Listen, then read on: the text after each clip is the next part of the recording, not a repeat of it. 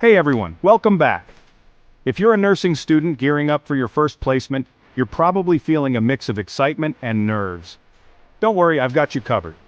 Today, I'm sharing my top tips on how to ace your first day at placement, whether it's in mental health, adult, or disability nursing. First things first, arrive early. Time management is crucial in nursing, so set a good impression right from the start.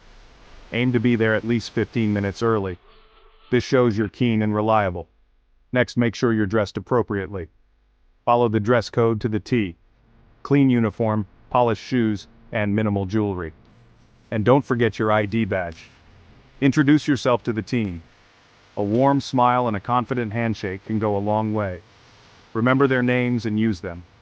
It not only makes you more approachable, but also helps build rapport. Be proactive. Offer to help with tasks, even the mundane ones. It shows you're eager to learn and willing to pitch in. But also know your limits. Don't hesitate to ask questions or seek clarification when needed. It's better to ask than to make a mistake. Respect patient confidentiality.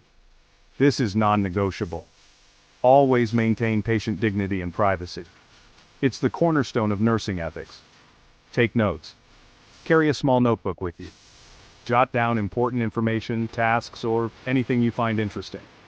It helps reinforce your learning and shows your mentors that you're engaged. Lastly, reflect on your day. After your shift, take some time to think about what you've learned and how you can improve. Reflection is a key part of professional development. And there you have it. Follow these tips and you'll be making a stellar first impression. Good luck, and remember, every expert was once a beginner. You've got this. Thanks for watching. Don't forget to like, subscribe, and hit the bell icon for more tips and advice. See you next time.